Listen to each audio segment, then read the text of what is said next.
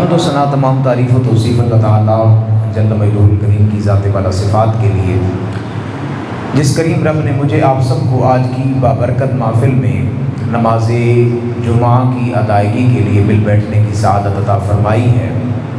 صمیم قلب سے دعا ہے خلاق عالم میری آپ سب احباب کی حاضری اپنی بلند و بالا بارگاہ میں مقبول فرمائے۔ بابرکت دن کا صدقہ اللہ رب العزت ملک پاکستان کے حالات بہتر فرمائے، جو اس وقت انتہائی مشکل صورتحال ہے۔ اللہ رب العزت اپنی رحمت کا صدقہ مصطفیٰ جان عالم صلی اللہ علیہ وآلہ وسلم کی رحمت کا صدقہ ہمیں ایک بار پھر اپنے پاؤں پر کھڑا ہونے کی توفیق عطا فرمائے۔ دوستان ذی قدر کریم آقا صلی اللہ علیہ وآلہ وسلم کا فرمان ذی شان ہے، فرمایا جس نے دنیا میں میری بارگاہ پہ کثرت سے درود پڑھا، میرے ساتھ محبت کرتے ہوئے کثرت سے درود پڑھا، فرمایا کہ مرنے کے بعد بھی اس کا سہارا ہوگا، قیامت والے دن بھی میرے قرب میں، قیامت والے دن میرے ساتھ ہوگا۔ بلکہ ایک اور روایت کے الفاظ میرے ذہن میں آ رہے ہیں، مصطفیٰ جان عالم صلی اللہ علیہ وآلہ وسلم محفل پاک لگی ہے، حضرت سیدنا صدیق اکبر جناب فاروق اعظم ایک سائڈ پر بیٹھے ہیں، صحابہ فرماتے ہیں ہمارے ساتھ جو ہے وہ دیگر صحابہ کا مجمع، اچانک ایک آنے والا آیا اور حضور علیہ الصلوۃ والسلام نے جب اس کو آتے دیکھا نا تو فرمایا اس کو جگہ دو۔ وہ آگے آ گیا، حضور نے اپنے پہلو کے اندر اس کو بٹھایا بالکل قریب کر کے۔ صحابہ فرماتے ہیں ہم بڑے حیران ہوئے، ہم نے کہا ہم کافی دیر سے بیٹھے ہیں، ہمیں نہیں بلایا گیا، یہ اچانک بعد میں آیا اور اتنا مقام اور شرف ملا کہ حضور نے اپنے پہلو میں خود اپنے ساتھ جگہ عطا فرمائی، جسم کے ساتھ حضور کے اٹیچ ہو گیا تھا۔ تو فرماتے جب وہ چلا گیا نا تو کسی نے سوال کر دیا، مصطفیٰ جان عالم صلی اللہ علیہ وآلہ وسلم نے فرمایا کہ میرے صحابہ پوچھتے ہو تو سنو، یہ جب درود پڑھتا ہے تو درود پڑھتے ہوئے اس کے الفاظ یہ ہوتے ہیں مولا مرن تو بعد محبوب دی سنگت عطا فرما، اور پھر قیامت والے دن حضور کا قرب عطا فرما۔ یہ دنیا میں دعا کرتا ہے، میں نے کہا اے پیارے آج یہاں بھی قرب ملا ہے، قیامت والے دن بھی تجھے قرب بھی ملے گا۔ تو سن ذکر محبت سے درود پاک پڑھ لیجیے، الصلاۃ والسلام علیک یا سیدی یا رسول اللہ وعلی آلک و اصحابک یا حبیب اللہ، الصلاۃ والسلام علیک یا سیدی یا نور اللہ وعلی آلک و اصحابک یا محبوب رب العالمین۔ محترم حاضرین و سامعین، جیسا کہ آپ کے علم میں ہے کہ ہم تقریباً 4-5 جمعۃ المبارک سے ہماری جو گفتگو کا موضوع تھا، ہم نے حضرت امام علی مقام رضی اللہ تعالیٰ عنہ کے کربلا کی اس ساری رویداد کو، اس سارے سفر کو میں نے کوشش کی تھی کہ ہر انداز سے، ہر اینگل سے آپ کے سامنے باتیں رکھی جائیں، اور آج ہماری گفتگو کا موضوع جو کہ ہونا تھا کربلا کی واپسی کے جو حالات تھے، حضرت امام زین العابدین سجاد نے کس جمع مردی کے ساتھ اپنے اس اہل بیت کے قافلے کو واپس نانے کے شہر مدینے میں پہنچایا، یہ آپ کے سامنے باتیں رکھنا تھی، لیکن چونکہ جو کرنٹ ایشو اس وقت ہے سیلاب کے حوالے سے، تو میں ضروری سمجھوں گا کہ آج آپ کے سامنے چند باتیں اس حوالے سے کی جائیں کہ ہم جب راہ خدا میں کچھ دیتے ہیں تو ہماری کیفیت کیا ہونی چاہیے اور اس پر اجر و ثواب کیا ہے، اور پھر آخر میں اسی گھرانے کا ذکر بھی ضرور کروں گا کہ انہوں نے ہمیں کس طرح اللہ کی بارگاہ میں خرچ کرنے کا سکھایا ہے، کیونکہ ہم ماننے والے ہیں اور ہم ان سے محبت کرتے ہیں۔ اس گھرانے نے جو کر کے دکھایا ہے، حضور علیہ الصلوۃ والسلام کی اہل بیت ہوں یا حضور کے اصحاب ہوں، ان کے مبارک چند واقعات آپ کے سامنے اس نیت سے کہ ہم اپنے دکھی اور پریشان حال بھائیوں کا سہارا بنیں، جو اب آپ تعاون کر رہے ہیں، کر چکے ہیں، کرنے کا ارادہ رکھتے ہیں، ان کے لیے انتہائی خوش آئین بات ہے۔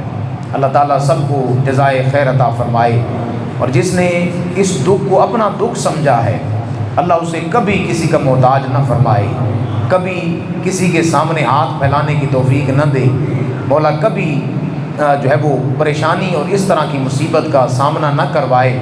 یقین جانیے قیامت صغریٰ بپا ہے ان علاقوں میں۔ میں 2010 کے سیلاب میں، چونکہ ہمارے جو گاؤں کے پاس کے کچھ علاقے تھے، وہاں اس وقت کافی مسائل تھے، اب بھی ہیں، لیکن اس وقت بہت زیادہ معاملات خراب تھے، تو کچھ چیزیں اپنی آنکھوں سے دیکھی تھیں۔ یقین جانیں جب ان لوگوں کے چہروں کو دیکھتے تھے نا جو وہاں سے ہجرت کر کے، وہ آج بھی یہاں آباد ہیں، دوبارہ واپس گئے ہی نہیں، حالانکہ کسی کا گھر نہیں چھوٹا جاتا۔ بندہ 1 سال رینٹ پہ رہتا ہے نا، تو سال کے بعد جو کیفیت ہوتی ہے نا بچوں کی یا گھر والوں کی چھوڑنے کی، وہ بیان سے باہر ہوتی ہے۔ بچے جانا ہی نہیں چاہتے، بھلے جتنا اچھا مکان ہو، بچوں کی ساری توجہ پھر اسی محلے میں، اسی علاقے میں۔ لیکن جس کے باپ دادے کا گھر ہو، جس نے اپنے ہاتھوں سے ایک ایک چیز کو بنایا ہو، جب وہ اپنے آنکھوں کے سامنے سب کچھ جاتا دیکھ رہے ہوں گے اور کر بھی کچھ نہ سکتے ہوں گے، صرف مال کی بات ہوتی نا، جانوروں کی، مویشی بے زبان جانور تھے، ان کی بات، حتیٰ کہ اپنی اولاد بھی، کتنے ماں باپ ایسے ہیں جنہوں نے جو ہے وہ بے رحم موجوں اور بے رحم لہروں کی نظر اپنی اولادوں کو کیا ہے، اور آج تک اپنی اولادوں کو ڈھونڈتے پھرتے ہیں کہ پتہ نہیں کہاں چلے گئے۔ دوستان قدر، یہ انتہائی دردناک کیفیت ہے۔ ہم شاید اس بات کا ادراک نہ کر پائیں کیونکہ ہمارے پاس معاملات بہتر ہیں، کھانے پینے میں سب کچھ ہے، ہم اسی طرح ہمارے پاس جو ہے وہ ان کا نظام زندگی جو ہے وہ معطل ہو چکا ہے۔ لیکن یہ بھی حقیقت ہے کہ درد دل رکھنے والے کئی دنوں سے صبح اور شام اللہ کے ان پریشان حال بندوں کی مدد کرنے لگے ہیں۔ حضور علیہ الصلوۃ والسلام کی بارگاہ میں آنے والا قرآن اعلان فرما رہا ہے، انما نطعمکم لوجہ اللہ لا نرید منکم جزاء ولا شکورا۔ فرمایا کہ بے شک ہم نطعمکم لوجہ اللہ، ہم جو تمہیں کھلاتے ہیں نا، لوجہ اللہ، صرف اللہ کی رضا کے لیے کھلاتے ہیں۔ رحمان اپنے بندوں کی نشانیاں بیان فرما رہا ہے، اور میرے بندوں کی نشانی یہ ہے کہ جب وہ کسی کو کھلاتے ہیں، کسی کے لیے جو ہے وہ پریشانی ختم کرنے کا سبب بنتے ہیں، اور کیفیت یہ ہوتی ہے، وہ کہتے یہ ہیں لوجہ اللہ، میرا سب کچھ کس کے لیے ہے؟ بولیے کس کے لیے؟ اللہ کے لیے۔ وہ کہتے ہیں لوجہ اللہ، صرف اللہ کے لیے، صرف اتنا ہی نہیں، انما نطعمکم لوجہ اللہ لا نرید منکم جزاء ولا شکورا، اور ہم کوئی ارادہ نہیں کرتے تم سے کسی جزا کا یا تمہارے شکریہ ادا کرنے کا۔ مت یہ سمجھنا کہ ہم تمہیں کچھ دیں گے تو شکریہ، یا تم سے یہ امید رکھیں گے کہ تم ہمیں کچھ دو گے، نہ فرمایا نہیں، ہم جو تمہیں دیتے ہیں صرف اللہ کی رضا، خالص اللہ کی رضا، نہ شکریہ کی امید رکھتے ہیں، نہ کسی بدلے کی امید رکھتے ہیں۔ رحمان اپنے بندوں کی نشانی اس آیت سے ماقبل 2-3 آیتیں جب ہم پڑھتے ہیں، بیسیکلی یہ جو آیات ہیں یہ حضرت مولا مشکل کشا شیر خدا تاجدار حلتا رضی اللہ تعالیٰ عنہ اور آپ کے گھرانے کے حوالے سے نازل ہوئی تھی۔ وہ آپ نے سنا ہے واقعہ، چونکہ موضوع اور ہے، انشاءاللہ پھر کبھی اس کو وضاحت کے ساتھ میں عرض کروں گا۔ وہ 3 دن کے روزے رکھے، یتیم آیا، قیدی آیا اور مسکین آیا، تو اسے جو ہے وہ راہ خدا میں سارا کچھ دے چکے، تو آپ کے جو کلمات تھے وہ یہ تھے، انما نطعمکم لوجہ اللہ، سنو دنیا والو، ہم جس کو بھی کھلاتے ہیں اللہ کی رضا کے لیے۔ تو پہلے اپنا ذہن یہ بنا لیجئے کہ جو بھی ہم دے رہے ہیں یا دینے کا ارادہ رکھتے ہیں یا دے چکے ہیں، اس میں صرف اللہ کی رضا شامل ہونی چاہیے، اور میرے خیال سے یہاں رضائے خداوندی ہی ہے، کیونکہ یہ نیکی ہم اپنے کسی علاقے یا سوسائٹی یا محلے میں نہیں کر رہے، ہمیں پتہ ہی کوئی نہیں بلوچستان میں ہمارا پیسہ جائے گا یا پنجاب میں جائے گا یا سندھ کے علاقوں میں جائے گا، یہاں تقریباً خالص رضا ہے، لیکن پھر بھی نیت کر لیجئے کہ میں جو کچھ بھی دے رہا ہوں، اس لیے نہیں کہ لوگ دے کر واہ واہ کریں گے، فلاں چودھری صاحب، ملک صاحب، رانا صاحب نے بڑا جناب پیسہ دیا، نہ لوجہ اللہ، صرف اللہ کی رضا کے لیے۔ اور جو اللہ کی رضا کے لیے دیتا ہے، پھر اللہ اپنے پیارے بندوں کو بے یار و مددگار نہیں چھوڑتا۔ مصطفیٰ جان عالم صلی اللہ علیہ وسلم کی بارگاہ میں ایک صحابی رسول حاضر ہوئے، یا رسول اللہ، یا حبیب اللہ، میں آپ سے ایک چھوٹی سی بات پوچھنا چاہتا ہوں۔ فرائض، حج، نماز، روزہ، زکوٰۃ، یہ فرائض ہیں، ضروریات دین ہیں۔ یا رسول اللہ، میں یہ چاہتا ہوں کہ ان تمام کے کرنے کے بعد کوئی ایسا عمل بتائیے جو عمل اللہ کی بارگاہ میں قرب کا ذریعہ بن جائے، اللہ کی بارگاہ میں قریب کرنے کا ذریعہ بن جائے، کوئی ایسا عمل بتائیے۔ نماز بھی ہے، روزہ بھی ہے۔ نماز تو یہ ہے، فرمایا بندے تو نماز پڑھتے ہوئے یہ خیال کر کے تو اپنے مالک کو دیکھ رہا ہے، اگر یہ نہیں کر سکتا تو پھر یہ ضرور دیکھ کہ وہ رب تمہیں دیکھ رہا ہے کہ میرا بندہ کیسے مجھے کہہ رہا ہے سبحان ربی الاعلیٰ۔ فرمایا نماز تو معراج ہے، لیکن یا رسول اللہ میں یہ چاہتا ہوں کہ فرائض کے بعد وہ کون سا عمل ہے جو اللہ کی بارگاہ میں اتنا مقبول ہو کہ رب کا قرب مل جائے، رب بندے کے قریب ہو جائے۔ تو مصطفیٰ جان عالم صلی اللہ علیہ وآلہ وسلم نے فرمایا میرے صحابی سن، فرائض کے بعد جو سب سے بہترین عمل ہے وہ یہ ہے کہ کسی دکھی دل کے جو ہے وہ اس درد کی مرہم بن جاؤ، کسی پریشان حال کی پریشانی ختم کر دو، مصیبت زدہ کی مصیبت دور کر دو، فرمایا اللہ تمہیں اپنا قرب عطا فرما دے گا۔ کسی پریشان حال کی پریشانی جو ہے وہ ختم کرنے کا ذریعہ بن جاؤ۔ ایک اور روایت فرمائے قیامت والا دن ہوگا، کریم آقا صلی اللہ علیہ وسلم نے فرمایا قیامت والے دن رب تبارک و تعالیٰ ایک بندے کو بلائے گا، رب کی بارگاہ میں آیا ہوا ہے، رب تبارک و تعالیٰ فرمائے گا اے بندے جا، میں نے تیرے سارے گناہوں کو معاف فرمایا ہے، تیرے سارے گناہوں کو معاف کیا ہے۔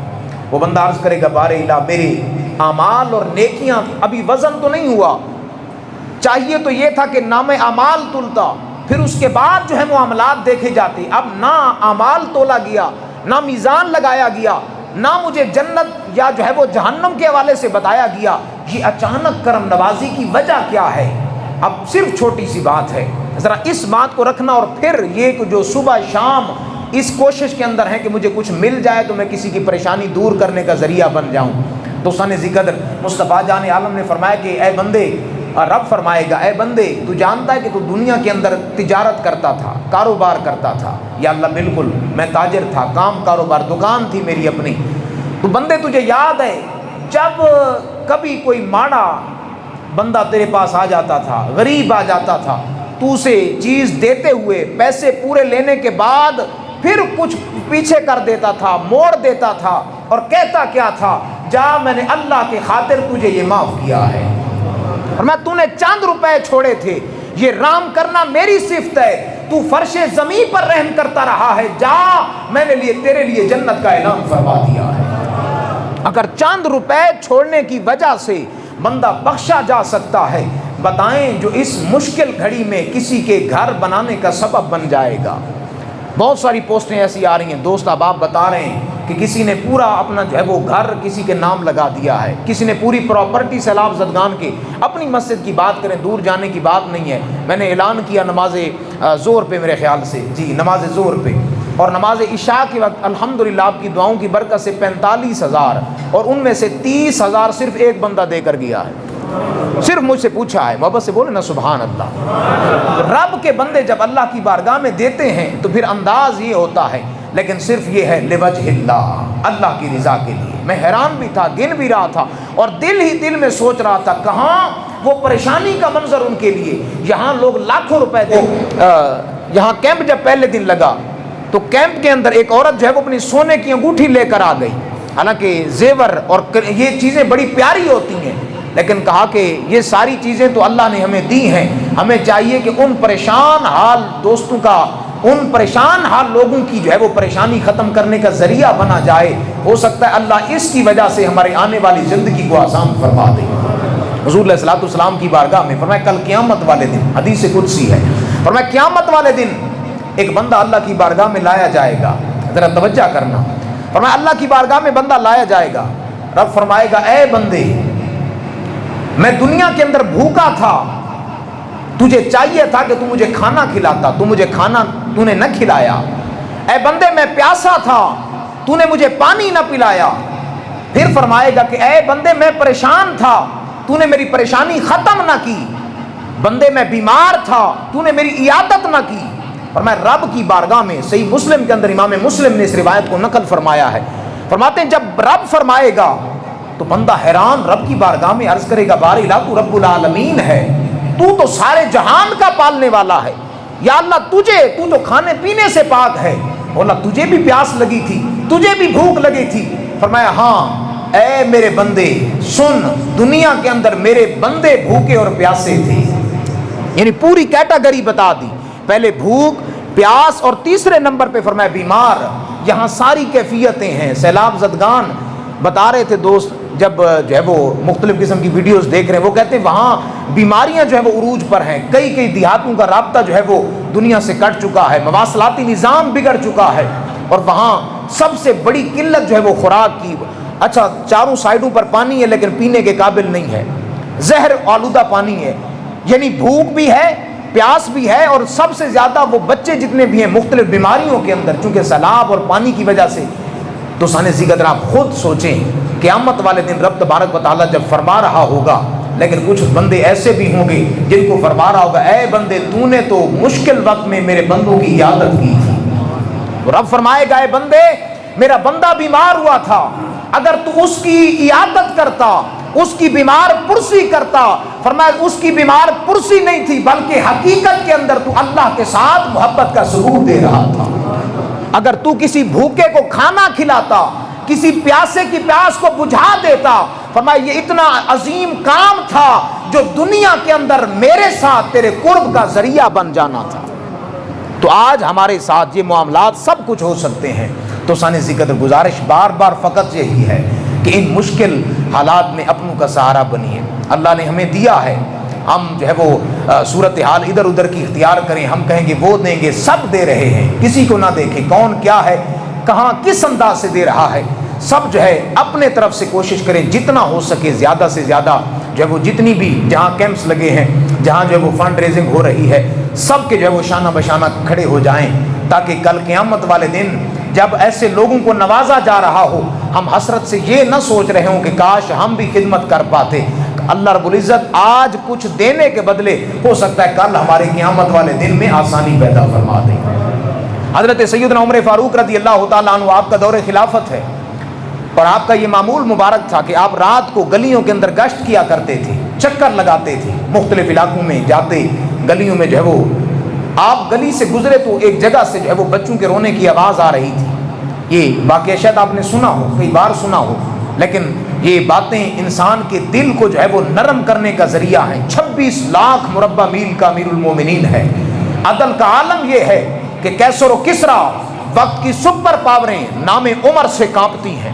اتنا اللہ نے روب اور دبدبا دیا ہے, لیکن حال یہ ہے نماز عشاء کے بعد آپ جو اپنے غلام کو ساتھ لیتے ہو گلیوں کے اندر چکر لگاتے.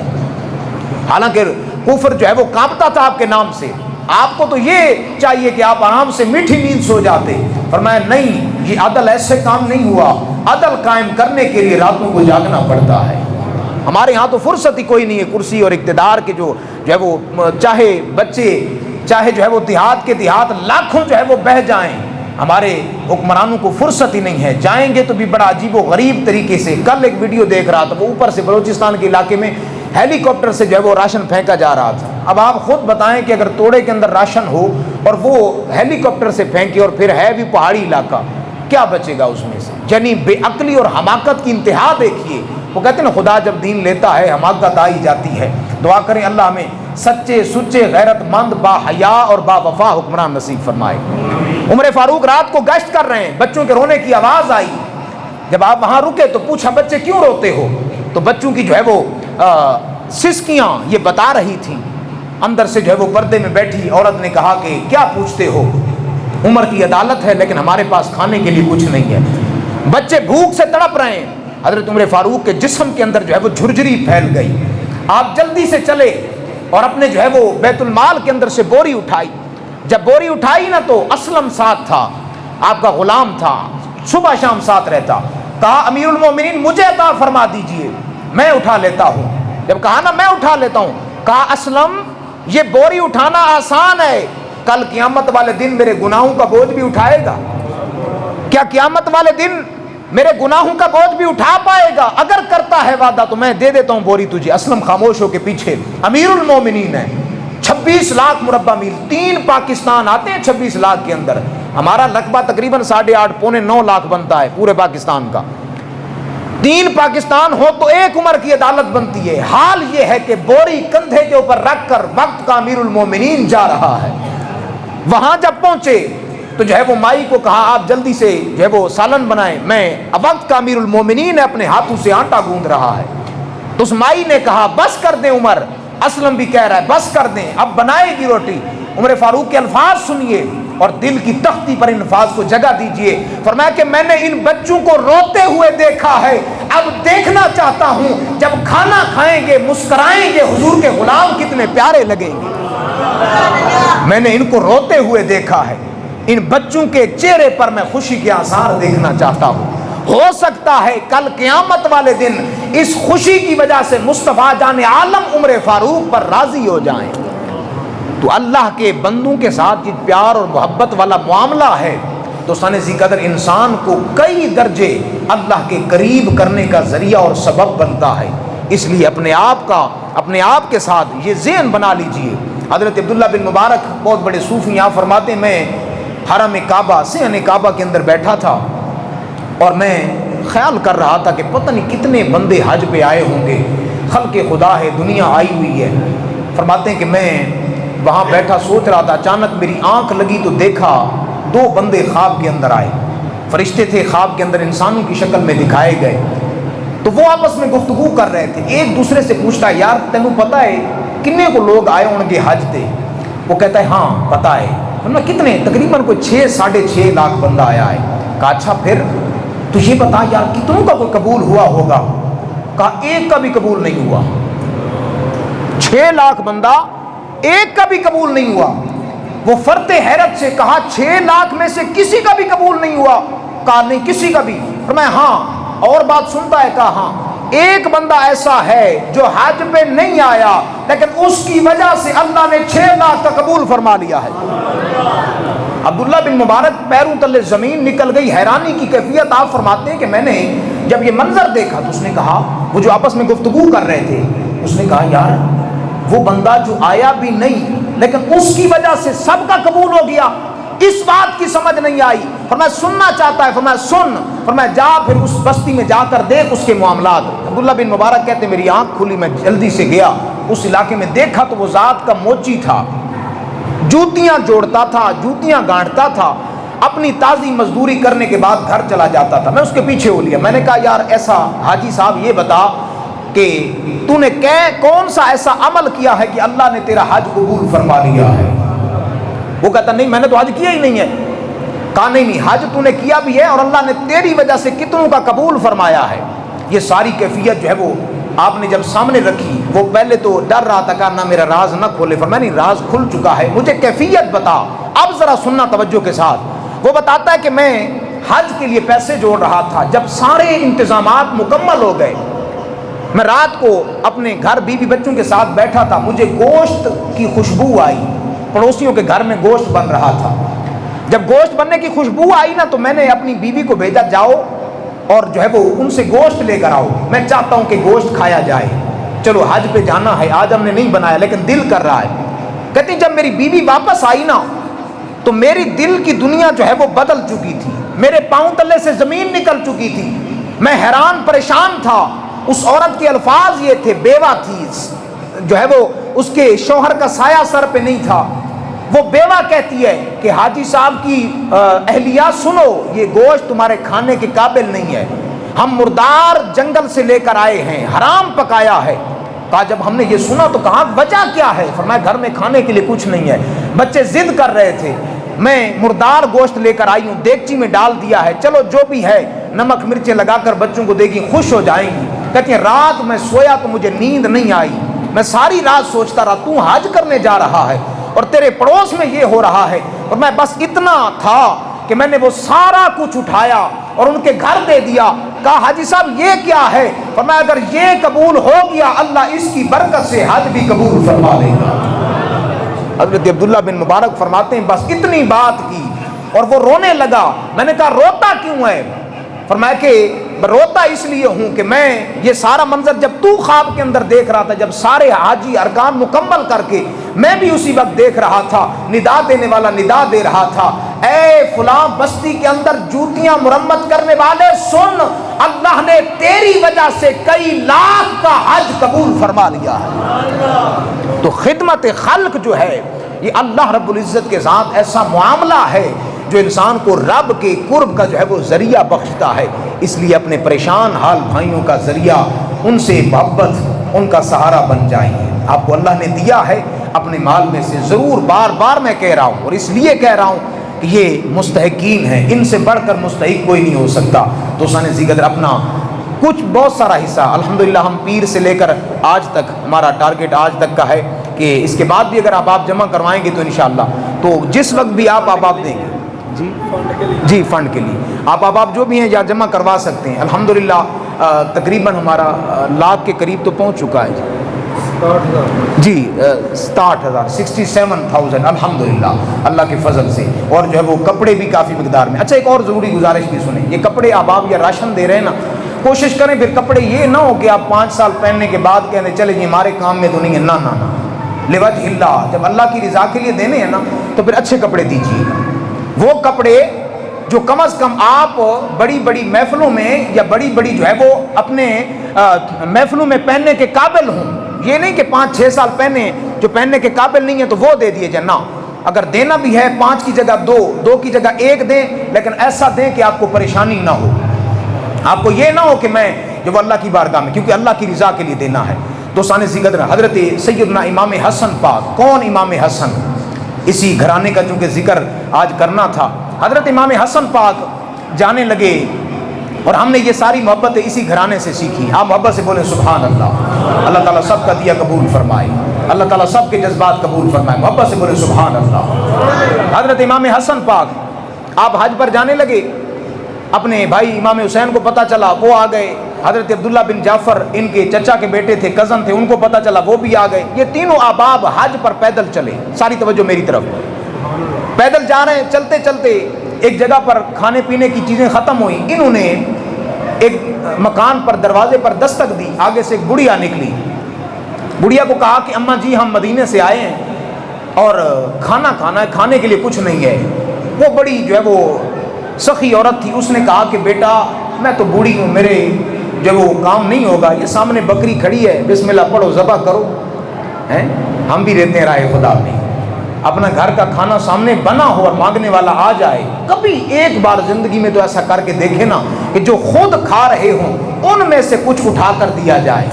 ہم تو 1-2 روپے تک محدود. اچھا پھر کچھ معاملات ہمارے خراب اس لیے بھی ہیں کہ آدھی مانگنے والے جو ہے نا انہوں نے حالات خراب کیے ہوئے, جو صبح شام جو ہے وہ باقاعدہ طور پر. لیکن کبھی زندگی میں ایسا کر کے ضرور دیکھیے, جو آپ کے سامنے بنا ہو اور آپ کھانا چاہتے ہو اس میں سے کبھی کسی مانگنے والے کو ضرور دے کر دیکھیے. ہو سکتا ہے یہ ذریعہ نجات بن جائے. اس جو ہے وہ کرم بھری عورت نے کہا کہ بکری ذبح کرو, خود بھی کھاؤ, مجھے بھی کھلاؤ, اللہ نے دیا ہے تو کھلایا جائے. عرصہ گزرا, سال گزرے, یہی بڑھیا مدینے میں آئی اور اب صورتحال یہ کہ مانگ رہی ہے. جب اس کو مانگتے امام حسن نے دیکھا نا تو آپ پہچان گئے فوراً. تو آپ نے کہا کہ اماں کیا وجہ ہے؟ فرمایا بیٹا حالات خراب ہیں. بڑھیا نے نہیں پہچانا, آپ نے پہچان لیا. فرمایا اماں کیا ہوا؟ فرمایا حالات خراب ہیں. آپ کی آنکھوں سے آنسو نکل رہے تھے. آپ نے بڑھیا کا بازو پکڑا اور گھر میں لے گئے. اچھا سا کھانا بنوایا. فرمایا کہ اچھا سا کھانا بنائے, بکری ذبح کی اور معاملات سارے. جب کھانا کھا چکی نا تو فرمایا کہ 1000 بکری 1000 سونے کی اشرفی اس عورت کے حوالے کی جائے. جب اس نے یہ سارا منظر دیکھا نا تو آنکھوں میں آنسو تھے. فرمایا یہ کیا ہے؟ فرمایا اماں تو ہمیں بھول گئی ہے, لیکن ہم سخیوں کی اولاد ہیں. ہم جس سے جو ہے وہ محبت کرتے ہیں یا جو ہم سے محبت کرتا ہے پھر قیامت تک نہیں بھولتے. تو سانے ذکر اتنی بات کی, وہ عورت جانے لگی. فرمایا نا جانا نہیں ہے. جب ہم نے کھانا کھایا تھا تو میرا بھائی امام حسین بھی ساتھ تھا, میں اس کو بھی بتاؤں گا. وہاں لے گئے. فرمایا حسین یہ دیکھو بڑھیا آج حالات بہتر نہیں رہے اور یہ آج مانگنے پر مجبور ہوئی ہے. سخیوں کا در تھا, 1000 بکری انہوں نے اور 1000 اشرفی حوالے کی. حضرت عبداللہ بن جعفر کے پاس لے گئے, آپ کے چچا کے بیٹے تھے. انہوں نے کہا جتنا دونوں بھائیوں نے دیا ہے نا میں بھی 2000 بکری 2000 اشرفی اس کے حوالے کرتا ہوں. اور دوسرا نے ذکر حضرت امام حسن تے امام حسین رضی اللہ تعالیٰ عنہ رحم تو بعد او جناب والا اکھاں دے وچ آنسو دے رو رو کے کہندی ہے جتنا دیا ہے آپ نے مجھ کو اتنی میری اوقات نہیں. جتنا دیا ہے آپ نے مجھ کو اتنی میری اوقات نہیں. یہ تو کرم ہے آپ کا, ورنہ مجھ میں تو ایسی بات. عارفان دے سلطان جناب والا رومی کشمیر اشرا سفیر حضرت میاں محمد بخش رحمت اللہ علیہ آپ دی روح نو وجدایا. آپ فرماندے نے مالا والے سخی نہیں ہوندے مالا والے سخی نہیں ہوندے تے سخیاں مال نہیں ہوندا او ایتھے اوتھے دوواں جہانی او سخی کنگال نہیں ہوندا۔ مال کا ہونا بڑی بات نہیں ہے، اگر آپ کے پاس مال اور اللہ کا دیا ہے یہ تو رب کا فضل ہے، فضل یہ ہے اور فضل پر فضل یہ ہے کہ اس مال کو اللہ کی بارگاہ میں لٹایا جائے۔ اور آخری بات کریں آج کی گفتگو کی، چونکہ اسی گھرانے کا ذکر چلنا تھا، حضرت سیدنا امام زین العابدین سجاد رضی اللہ تعالیٰ عنہ عشق اور محبت اور صبر کا راہی، اور پورے اس جو ہے وہ کربلا کے واقعے ایک ایک شہید کو آنکھوں سے جو ہے وہ دیکھنے والا اور کربلا کی ساری دردناک جو ہے وہ داستان کو اپنے آنکھوں کے اندر سمانے والا اور ساری زندگی اس درد کی تصویر بننے والا یہ مرد مجاہد، آپ کا یہ طریقہ ہائے مبارک تھا۔ آپ جب مدینہ شریف سے جو ہے وہ بدر کی طرف جاتے ہیں تو راستے میں مدینہ کے باہر ایک مکان ہے، ویسے وہ اب گول چکر سا بنا ہوا ہے، شاید آپ نے کسی نے زیارت کی ہے، وہ مکان جو ہے وہ پرانا سا ہو چکا ہے، ترکی حکومت نے دوبارہ اسے بنایا تھا، لیکن جو اس کی باقیات ہیں وہ تقریباً ابھی بھی باقی ہیں، روڈ کے بالکل درمیان کے اندر ہے۔ یہ وہ مقام تھا کہ آپ نے مدینہ شہر چھوڑ دیا تھا، اب باہر آپ نے ڈیرا لگا لیا تھا، وہاں آپ رہتے تھے۔ اسی مکان کے اندر حضرت امام زین العابدین سجاد موجود ہیں، اچانک آپ کے دروازے پر دستک ہوئی، کیونکہ جو ہے وہ مختار سقفی اس نے قاتلان امام علی مقام کا جو ہے وہ انتقام لینے کے لیے کاروائیاں شروع کی، تو یہ جو قاتل تھا حضرت امام علی اکبر کا وہ آپ کے دروازے کے اوپر آیا ہوا ہے۔ اب ذرا تصور کرنا کہ کسی اپنے کے ساتھ نیکی کرنا کیا بات ہے، لیکن دشمنوں سے بھی پیار کرنا یہ اس گھرانے کا طریقہ ہے۔ اب جو ہے وہ دروازے پر بھائی کا قاتل ہے، اس کے جو ہے وہ جسم سے پسینہ بہ رہا ہے، ڈر رہا ہے، کانپ رہا ہے جسم۔ حضرت امام زین العابدین سجاد نے دیکھا، جلدی سے دروازہ کھولا، فرمایا اندر لے آؤ، اس کو آرام کرنے دیا جائے۔ جب کچھ دیر ہوئی فرمایا اس کو جب وہ شہد کا شربت پلایا جائے، اور عرب کے اندر شہد کا شربت کسی بڑے پیارے کو پلایا جاتا تھا۔ اسے کپڑے دیے جائیں، کپڑے پرانے ہو چکے ہیں، نیا لباس دیا جائے، گھوڑا اس کا تھک گیا ہے اور گھوڑا دیا جائے۔ جب اس نے سارا یہ منظر دیکھا نا تو حضرت امام زین العابدین کے سامنے سر جھکا ہوا ہے، ہاتھ بندھے، فرمایا سجاد جانتا نہیں ہے میں کون ہوں، فرمایا ظالم تجھے کیسے بھول سکتا ہوں کہ تو نے تو آج بھی مجھے ایسے لگتا ہے جیسے تیرا نیزہ میرے بھائی علی اکبر کے سینے کے اندر جا رہا ہے۔ میں اس منظر کو اب بھی یاد کر کے روتا ہوں۔ کہا تو پھر یہ کیا ہے، یہ کپڑے، یہ گھوڑا، یہ مکان، یہ سب کچھ، یہ محبت کرنے کی وجہ کیا ہے؟ تو آپ کے جو الفاظ تھے نا وہ سنہری الفاظ میں لکھنے کے قابل ہیں۔ آپ فرمایا کہ ہم تمہارے مہمان بنے تھے، تم نے وہ رویہ رکھا تھا، سن تو آج مدینے کی دھرتی پہ آیا ہے، اور میرے نانا نے ہمیں یہ تعلیم دی ہے کہ اگر کوئی پرایا بھی آ جائے، دشمن بھی آ جائے، اسے اتنا دو کہ پھر دوبارہ کسی سے مانگنے کی ضرورت نہ پڑے۔ یہی حضرت امام زین العابدین سجاد ہیں۔ آپ کے بارے میں آتا ہے کہ جب آپ کربلا سے واپس آ رہے ہیں تو آپ جب چل رہے تھے مدینہ کے بالکل قریب آئے تو کوئی بندہ رونے لگا، اس کی آہ و بکا بلند ہوئی، رونے کی جب آواز سنی تو آپ نے کہا کہ اے رونے والے کیوں رو رہا ہے؟ فرمایا اے امام مجھے بڑی پریشانی ہے، مجھے بڑی تکلیف ہوئی ہے، میں کاش میں کربلا کے مقام پر آپ کے ساتھ ہوتا اور اس ساری جو ہے وہ سفر کے اندر میں آپ کا ہاتھ بٹاتا، میں مر جاتا۔ حضرت امام زین العابدین سجاد نے جب سنا نا تو آپ نے فرمایا اللہ اکبر، ہاتھوں کے اندر بیڑیاں تھی، ہتھ کڑیاں تھی، پاؤں میں بیڑیاں ہیں، تو اس انداز سے جب آپ نے پڑھا نا اللہ اکبر، ہتھ کڑیاں بھی ٹوٹ گئیں، بیڑیاں بھی ٹوٹ کر زمین پر گر پڑیں، تو وہ حیرت کی تصویر بنا دیکھ رہا ہے، منہ کے اندر انگلیاں ڈالی ہیں۔ فرمایا حضور جب توڑ سکتے تھے تو پھر توڑی کیوں نہیں؟ حضرت امام زین العابدین فرماتے ہیں یہی تو دنیا والوں کو بتانا تھا، سب کچھ کر سکتے ہیں، مت کوئی یہ سمجھے کہ ہم کر کچھ نہیں سکتے، کر سکتے ہیں، لیکن پھر کیا کیوں نہیں؟ فرمایا کیونکہ رب کی بارگاہ میں عز و نیازی سے اپنے خاندان کو قربان کروانا تھا۔ رومی کشمیر حضرت میاں محمد بخش رحمۃ اللہ علیہ، آپ رحمۃ اللہ علیہ جناب والا منظر کشی فرما دیا، حضرت امام زین العابدین سجاد رحمۃ اللہ آپ رضی اللہ تعالیٰ عنہ فرماتے نے طاقت ہوندیاں زور ملا